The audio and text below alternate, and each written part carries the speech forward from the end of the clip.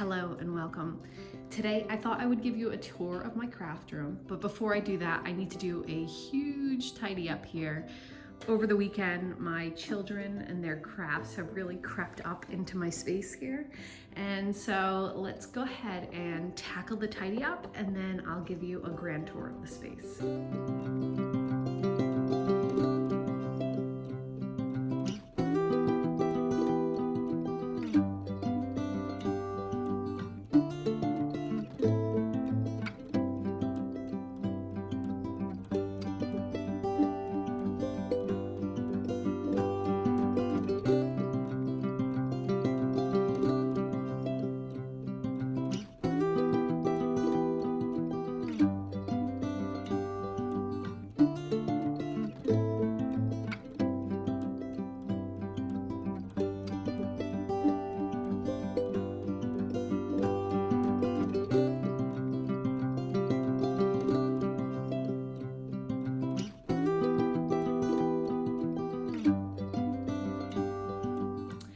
Okay, I've completed the tidying of the craft room, and so I thought I'd give you a tour of the space. The room that I'm in was the house's formal dining room, which we converted to a craft room. We thought it would, there's rainbows all over my face from the crystal behind me.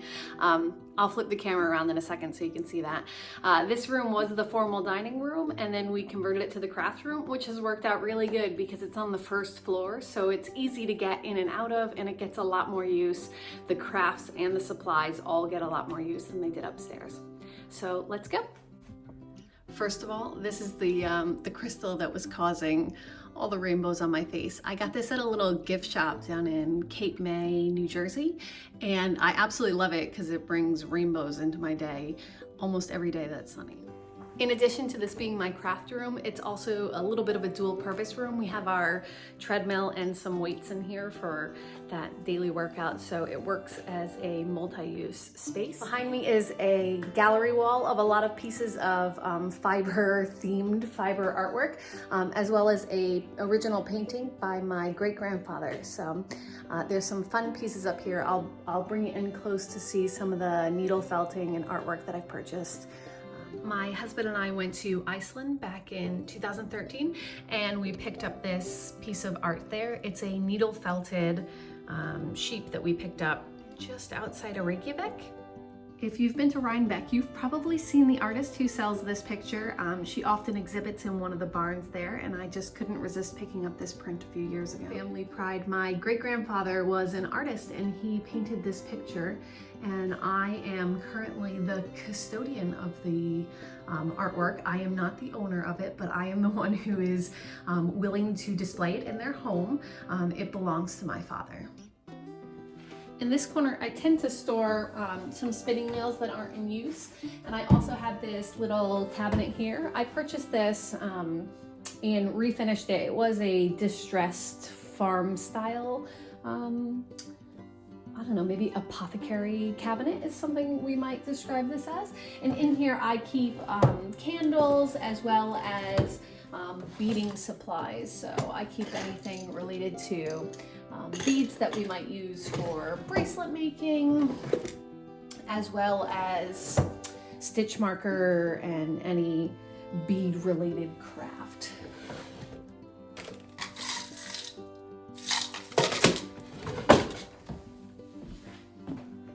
This unit over here is fairly new to this room. I bought this over the summer, and it was really a way to try and add a little bit more vertical storage in a room that previously had just a dresser style.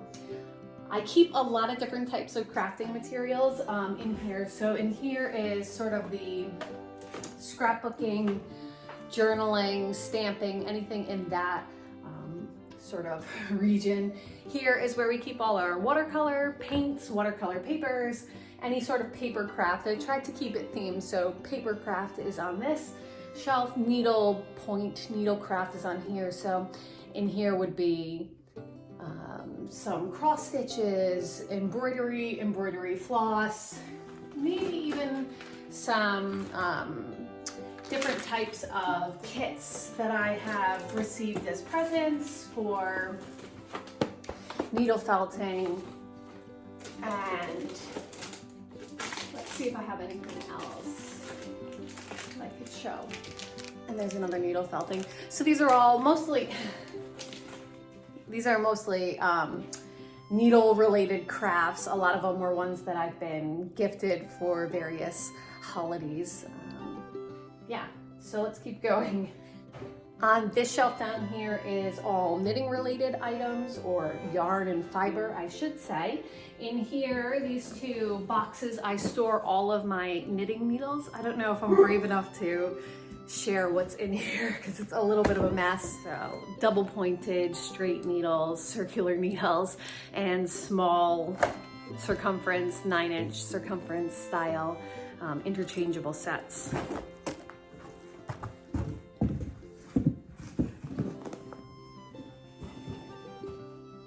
I also keep like swatches and things projects that I'm working on, or things that I'm thinking about making, and it makes it easy to sort of reference if I need them. This is the swatch from the sweater I've worn several times in this month, my Salandra sweater. I wore it to Rhinebeck as well as over the weekend, so I just keep the swatches for anything that I've recently been working on in here. If I need to remeasure anything, it's there for me. This is actually the swatch for this sweater. This sweater, I should say, is the carved sweater pattern, and I just finished it in September. And so you may have seen me wearing it several times on the vlog. I feel like I have to wear it as much as possible before the end of the month, when I will put it away until next year. I saved the lower shelves, the lowest shelves on these two units for really children's activities. I figure that it's easiest for them to get out if it's at the lowest level, and also the lowest level is the most difficult one for me to get out, so it's a win-win situation. So these are really child-themed perler beads, children's yarn, or yarn for children's use, as well as stamps, kinetic sand, and any other children-themed craft that we keep in this room. And then over here, on this side, it tends to be more artistic related. So we have some drawing easels, some pencils, as well as other paper craft supplies in the boxes. I have my sewing machine down here. It's a Baby Lock. It's a Baby Lock Lyric machine, and then I keep my sewing box and any accessories, cutting tools in here. And on this, let's skip this one for a second. This whole shelf here is related to sewing. I have all of my rulers for quilting, sewing, etc. There's bobbin threads and regular threads over here, and any sort of clips, pins, safety pins, etc. all kept up there. This shelf here is a little bit more of a mismatch. We have some current projects, things that I'm working on right now, my Inkaloom, a button maker. If you saw me at Rhinebeck, I gave out a couple of buttons there, and then just some other weaving related supplies, weaving threads, as well as a children's loom. At the top, I keep less used items. In here is some extra bobbins and blocking, sock blockers, felting material, as well as a blocker for some crochet. And then on this side, it's really infrequently used items. Let me bring you over. My gardening hat is not infrequently used. It's just a good place to keep it out of the way. And this box is bits and pieces from my spinning wheels, band drives, instructions, things like that from when I got the sewing machine. Behind these pretty socks is some extra notions from sewing. So I have some zippers, Velcro, things of that kind of nature. Down here is where I keep most of my crafting books. These are typically books that are knitting related and that are things that I built that I reference for the master hand knitting certification that I'm currently working on. I also have some yarn in here. This tends to be things that I have extra skeins, projects that I'm working on, things that I've just received, or things that I hope to be working on in the very near future. And then on top of the table, I have, this is the Swift I tend to use the most. I have a second Swift up there, but it's a little old and it doesn't open as far, so the skeins have to be slightly smaller in order to sit on it really well. But this one has a much bigger, wider base, and so it's able to accommodate larger skeins. And I keep my ball winder up there, but I actually don't use, you can't use them there, it won't work, so I put this over on the table when I'm ready to use it.